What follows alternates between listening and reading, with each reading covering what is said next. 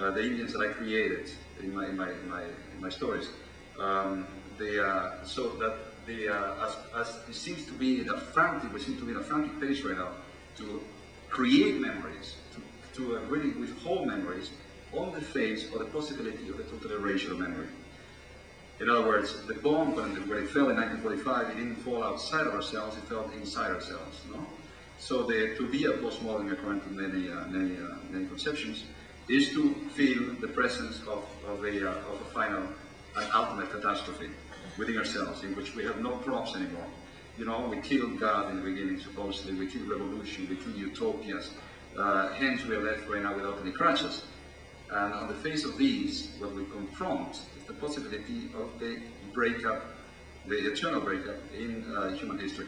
Now, when I've been doing this for 20 years, and in 1982 I wrote to Buckminster Fuller, suggesting the possibility of propounding the idea from a humanistic perspective.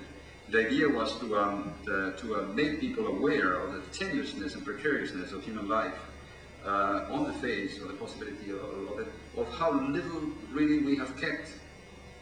That our parchments from the past are so incredibly minuscule and so half erased and so distorted by people from different ideologies and whatnot, that we have so little, and yet we are on the verge of destroying even that little.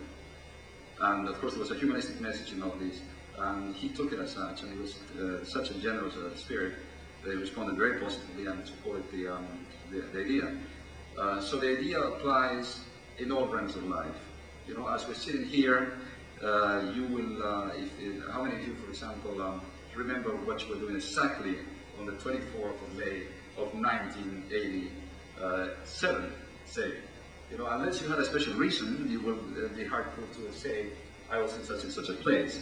And of course, lawyers and find this very trying. Right? Very trying, to say the least. When I came to this country in 1987, at the beginning of 1987, the Iran-Contra hearings were going on. And at one point I was listening to NPR, and the commentator said, there's no doubt that what it's coming down to is really the verisimilitude of the memory of Mr. Secord versus the memory of Mr. North, because there are contradictions, there are obvious contradictions between the two of them, and so forth. No? Really what it comes down to really is how much of the universe is shaped by our memories, which are constantly reinvented reality to suit, in a way, some of us will do it to suit our conscious or unconscious schemas or intentions. No? And so, anyway, how can you use a metaphor such as amnesia to create? What's surprising to me is that it hasn't been done before. Looking through the history of art, once I began this as a personal trip, as I mentioned, as a personal expression of my circumstances in the Amazon. For those of you who just came in, I do come from a very remote place, extremely remote, and we lack pretty much connection with the outside world, even right now. I, of course, have managed to come out, and you can see this is what history is like.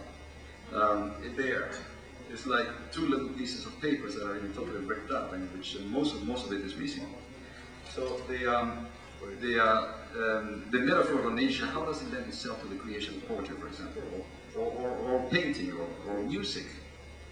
Now, many of you who play music or listen to music realize that a melody is totally depending upon a certain sequence of memory, a certain chronology. You know what what the next chords are going to be, because on your experience you have already a memory of more or less how something like that could go. And if it is a traditional piece, you know very much that it will go that way. In certain music in which begin to break down the chronologies, the expected chronologies, you begin to enter into a realm which is akin to an experience which is outside the realm of memory, or you're looking through memory into the webs or the voids, which one can call amnesia. In poetry or in painting, in painting, what will it suggest to you?